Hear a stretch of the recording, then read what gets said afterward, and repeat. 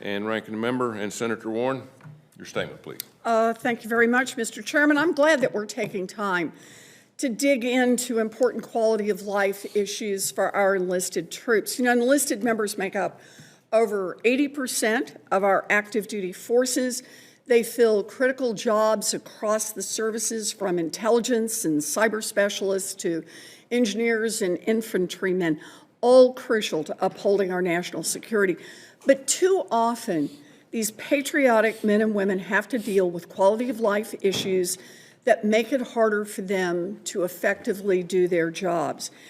One big area of concern is the quality of our barracks. We require service members who enlist to live in barracks during basic training and initial job training. The very minimum we owe them is housing that is safe. Instead, we've seen health and safety problems for decades. A 2023 report by the Government Accountability Office was another wake-up call on this issue. The GAO found mold-covered walls, sewage pipes that were cracking and overflowing, and rooms heating up to over 90 degrees because the air conditioning units were broken. Several years later, we continue to hear horror stories about living conditions. Navy Secretary John Phelan was so, quote, appalled by barracks he visited in Guam that he initially thought the buildings he was visiting were condemned. Troops and other services also continue to report that it can take months to address maintenance requests at their barracks. Look, we need real solutions, and we need them now, not years from now. And one of the proposed solutions is turning responsibility for these barracks over to private companies instead. I am deeply concerned that we have not learned our lessons from years of this committee's investigations into privatized military family housing, which exposed significant failures.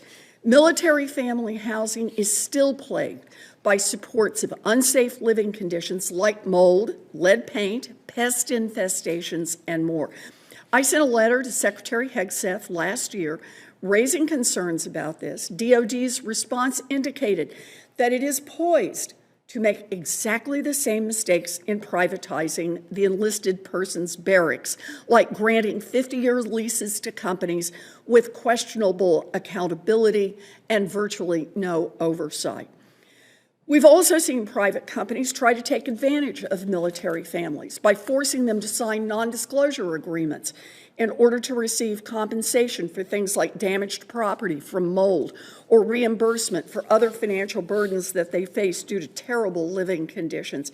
DoD and Congress need to act so that any companies responsible for privatized barracks don't try to muzzle the troops that are living there as well.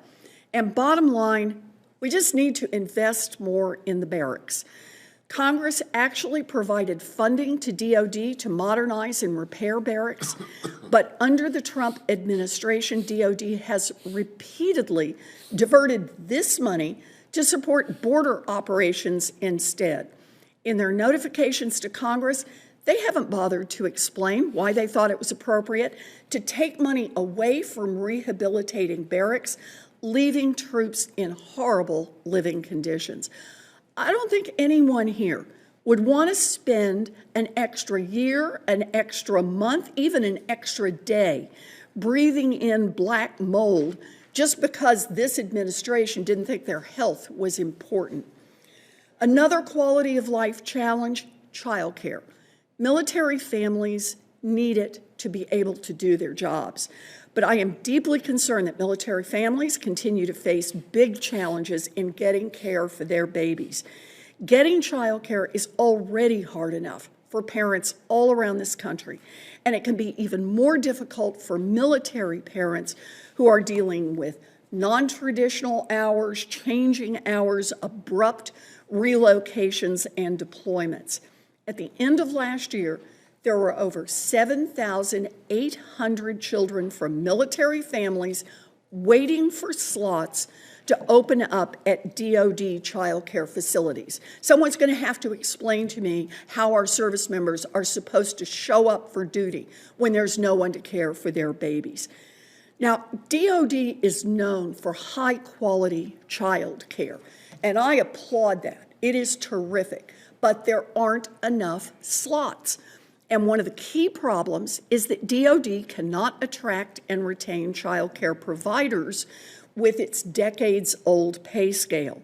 So in the FY 2025 National Defense Authorization Act, Congress mandated that DoD update its Child Development Program compensation model by April of 2025. But the Air Force, the Army, and the Navy all blew the deadline, and 10 months later still aren't done. That's making life harder for the moms and dads in the military to do their jobs.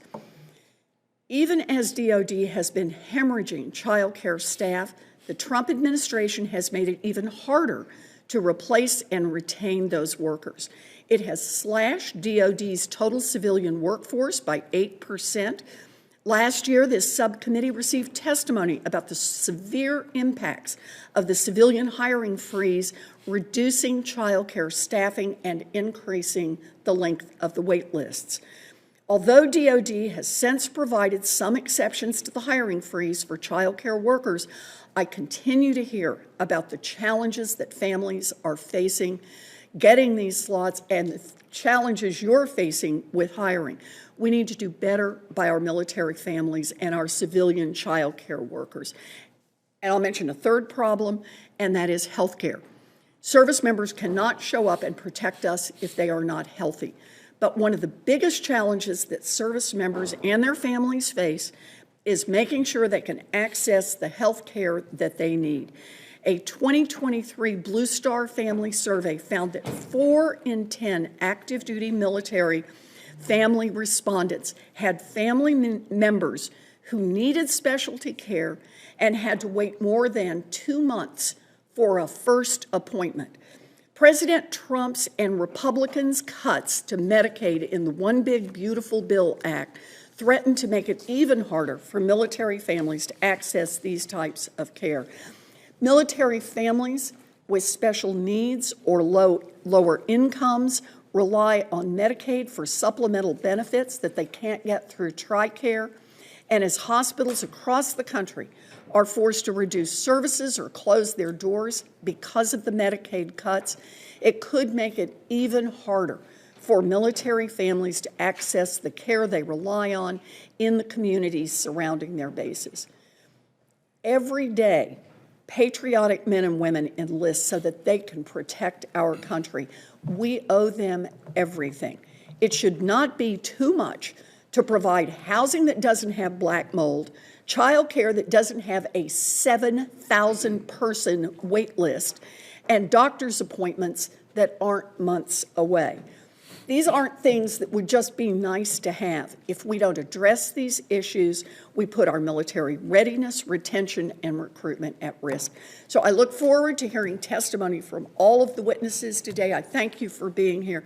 These are questions we must address. Thank you, Mr. Chairman.